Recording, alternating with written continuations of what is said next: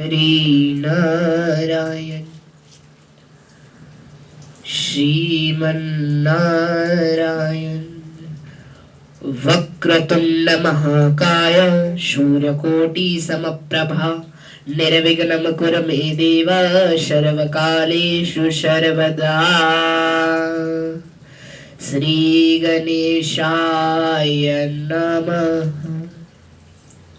श्री सरस्वती नमः।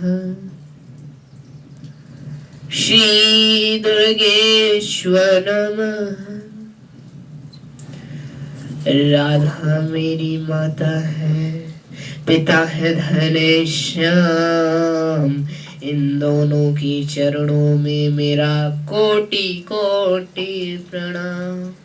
आए हो तो प्रेम से लो हरि का नाम। सब भक्तों को हिमांशु का जय जय राधे श्याम, जय जय राधे श्याम। अब हम लोग मंगलाचरण करेंगे। कोई भी कथा से पहले अगर आप मंगलाचरण नहीं करते हैं तो आपकी कथा मंगलमय नहीं होती है। चलिए मंगलाचरण करते हैं। श्री सच्चिदानंद स्वरूपाय विश्वोत्पत्त्यानिहेतवे तापत्रयविनाशाय श्री कृष्णं वयं नमः। कहते हैं इसमें इस एक श्लोक में सृष्टि की सारे बात छिपी हुई है। पहला, इसमें भगवान के स्वरूप का वर्णन है। दूसरा, हम भगवान को प्रणाम कर रहे हैं, इसका वर्णन है, इसका इसमें वर्णन है। पहला, भगवान के कितने स्वरूप हैं। सच्चिदानंद स्वरूप है, सत्य चित्त आनंद, 3 स्वरूप है भगवान के। अगर आप सत्य बोलते हैं तो आप भी भगवान के स्वरूप में से एक है। अगर आप चित्त यानी चित्त मन को रखते हैं, चिंता मुक्त मन को रखते हैं, तब आप भी भगवान के स्वरूप हैं। अब चिंता मुक्त कैसे रखें? चिंता मुक्त रखने का कारण धर्मानुगो गच्छते जीवेका। जब तक आप धर्म भक्ति नहीं करेंगे तब तक आप सत्य चित्त आनंद को नहीं प्राप्त कर पाएंगे।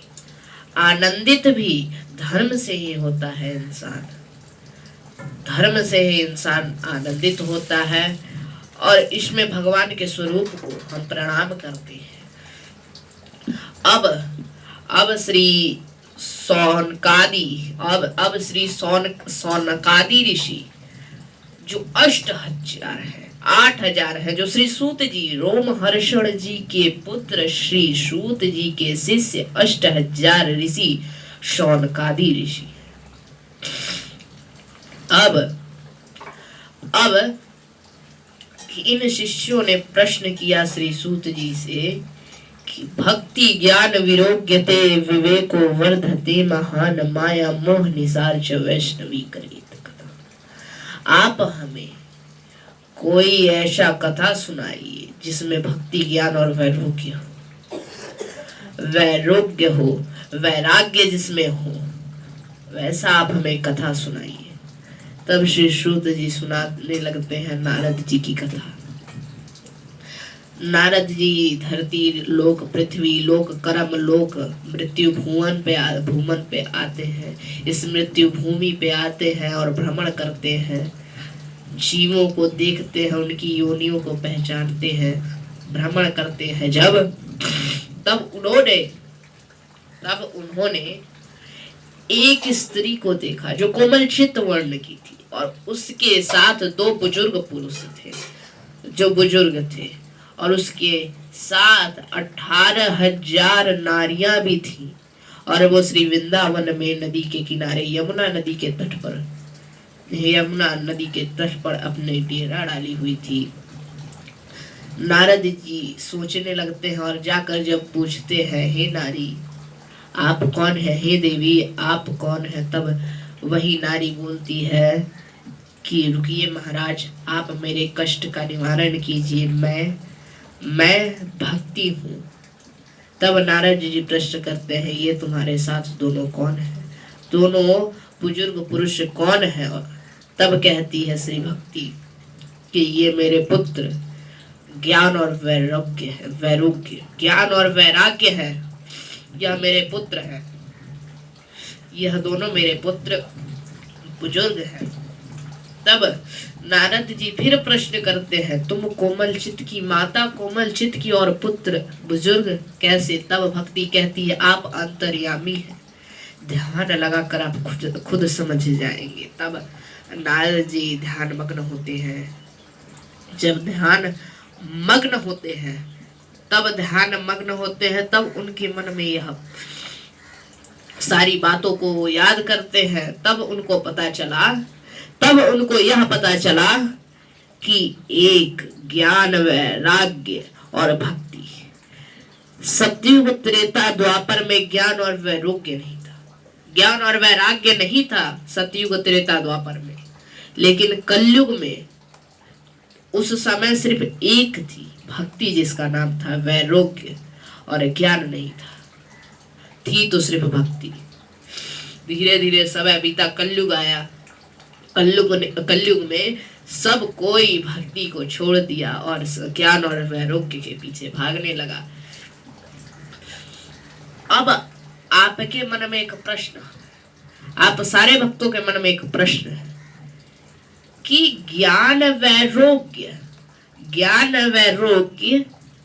हम अगर नहीं पाएंगे तो हम भक्ति कैसे करेंगे? तब तो मेरा पेट नहीं भरेगा, भूख नहीं मिटेगी, तब तो मेरा पेट नहीं भरेगा, भूख नहीं मिटेगी। यहाँ पर एक जवाब हम देना चाहेंगे आप सभी भक्तों को हम यह देना चाहेंगे जवाब कि आप सूर्य पूरब में उगता है, आप सूर्य पूरब में उगता है, तो आप जब सूर्य के पीछे मुख करके, यानी आपकी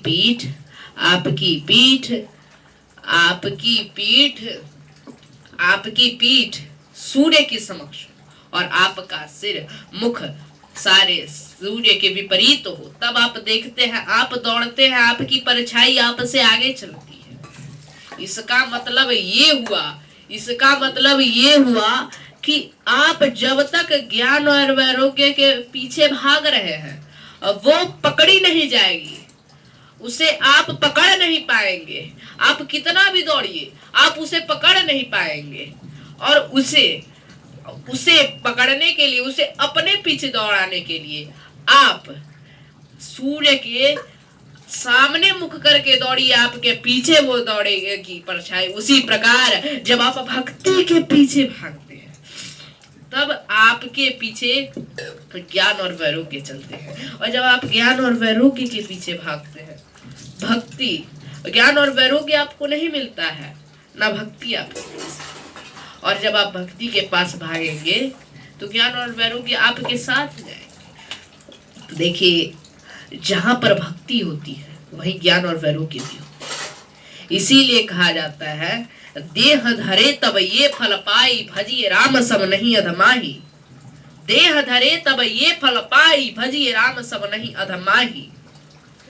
इसका मतलब ये हुआ, जब आप देह धरते हैं तब आपके पास श्री राम नाम लेने की शक्ति रहती है। हम यहाँ कर्म भूमि पर किस लिए आए हैं? अपने पाप को भोगने के लिए, अपने पाप को भोगने के लिए हम इस कर्म भूमि पर आए। आप बहुत पाप, हम यहाँ पर पुण्य करने आते हैं, यहाँ के पुण्य लेकर हम भगवान के पास जाते हैं। भगवान के पास हम जाते हैं, तो भगवान के पास हम जब जाते हैं तब भगवान हमें बताते हैं कि तुम्हारा इतना पुण्य था, इतना पाप, तुम्हारा इतना पुण्य था, इतना पाप।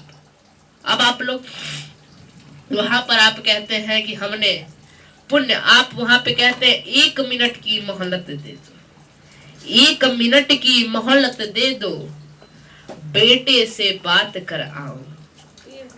1 मिनट की मोहलत दे दो, करो बेटे से बात। 1 मिनट की मोहलत दे दो, करो बहू से बात। आप 1-1 मिनट के लिए उस समय तरसते हैं, 1-1 मिनट के लिए तरसते हैं।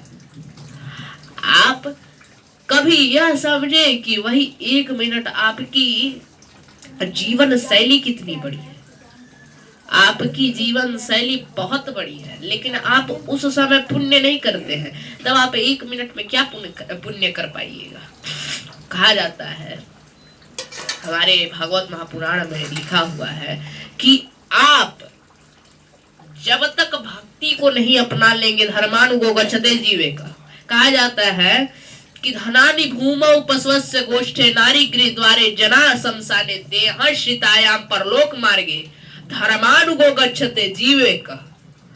आप कितना भी आप सोचते हैं, यह आप क्या सोचते हैं, धनानि भूमौ, आप समझते हैं कि यह धन मेरा साथ देगा। धन तो मिट्टी में मिल जाएगा। धनानि भूमौ, धन मिट्टी में मिल जाएगा, यह धन भी साथ नहीं देगा।